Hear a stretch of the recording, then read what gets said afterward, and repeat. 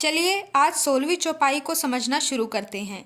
तुम उपकार सुग्रीव ही कीन्हा, राम मिलाए राजपद दीन्हा। अर्थात हे हनुमान जी, आपने सुग्रीव जी को राम से मिलाकर उन पर जो उपकार किया है उसके कारण वो राजा बने। ये उस समय की बात है जब श्री राम सीता माता की खोज में वन वन भटक रहे थे। फिर वो उस पर्वत पर जा पहुंचे जहां राजा सुग्रीव अपने भाई बाली से डरकर छुपकर बैठा था। सुग्रीव को हर पल बाली से हमले का खतरा रहता था, इसलिए उस पर्वत पर उसके गुप्तचर घूमते रहते थे। गुप्तचरों ने राम जी और लक्ष्मण जी को देखा और उसके बारे में सुग्रीव को जाकर बताया कि दो युवक वन में आए हैं और ऐसा लग रहा है कि कुछ ढूंढ रहे हैं। पूरी खबर पाने के लिए सुग्रीव जी ने हनुमान जी से कहा कि आप जाकर पूरी खबर लेके आए। हनुमान जी ब्राह्मण के वेश में गए और राम जी से वहां आने का कारण पूछा।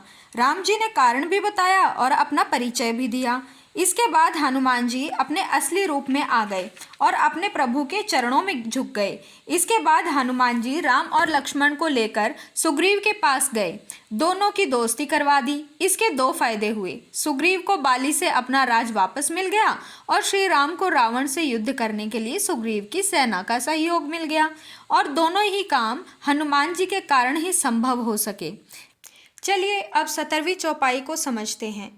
तुमरो मंत्र विभीषण माना, लंकेश्वर भय सब जग जाना। अर्थात आपके उपदेश का विभीषण जी ने पालन किया जिससे वे लंका के राजा बने। ये किस्सा उस समय का है जब हनुमान जी लंका पहुंचकर छोटा रूप धारण कर लंका नगरी को देख रहे थे। पूरी लंका में उनको एक घर ऐसा दिखाई दिया जहां तुलसी थी।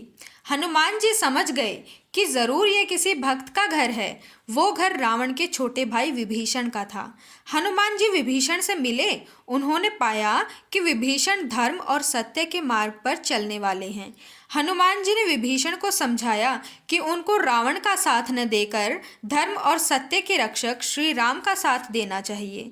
विभीषण हनुमान जी की बात से सहमत हो गए। उन्होंने पहले तो अपने भाई को समझाने की कोशिश की कि भाई उनकी पत्नी उन्हें वापस कर दीजिए, लेकिन रावण नहीं माना और विभीषण को ही लंका से बाहर कर दिया। फिर विभीषण श्री राम की शरण में चले गए और आखिर में लंका के राजा बन गए। मेरे साथ इसी तरह हनुमान चालीसा के अर्थ को समझने के सफ़र में बने रहें। आपके प्रभु राम जी और उनके भक्त हनुमान जी की कृपा आप सब पर बनी रहे। जय श्री राम।